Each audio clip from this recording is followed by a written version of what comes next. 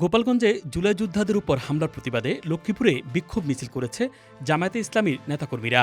জেলা জামায়াতের উদ্যোগে শহরের চকবাজার জামে মসজিদের সামনে থেকে বিক্ষোভ মিছিল বের করা হয়। মিছিলটি গুরুত্বপূর্ণ সড়ক প্রদক্ষিণ করে উত্তর তেমনি শহীদ আফনান চত্বরে শেষ হয়। সংক্ষিপ্ত সমাবেশে বক্তারা বলেন, ২৪ জুলাই আন্দোলনে যাদের সাহসী ভূমিকার কারণে এদেশের মানুষ স্বাধীনতা পেয়েছে, তাদের উপর ফ্যাসিস্ট আওয়ামী সন্ত্রাসীরা হামলা চালিয়েছে। এই ঘটনার তীব্র নিন্দা জানান তারা।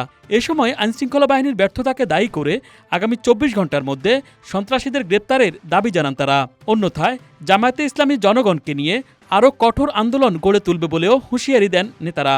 এতে অংশ নেন জেলা জামায়াতের সেক্রেটারি AR হাফিজুল্লাহ, শহর জামায়াতের আমির অ্যাডভোকেট আবুল পারা নিশান সহ জেলা জামায়াতের নেতাকর্মীরা। নেতারা গোপালগঞ্জ গিয়েছে, সেখানে প্রশাসন সম্পূর্ণ ব্যক্ত হয়েছে। আমরা বলতে চাই প্রশাসন জাতীয় নেতাদেরকে নিরাপত্তা দিতে পারে নাই।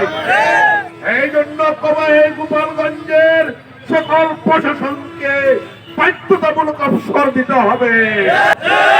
আপনারা একটি ডিস্ট্রিক্ট নিয়ন্ত্রণ করতে পারেন না, বলতেছেন আপনার প্ল্যানিং সব কিছু ঠিক করে ফেলছেন, ডিসেম্বরের মধ্যে নির্বাচন করবেন।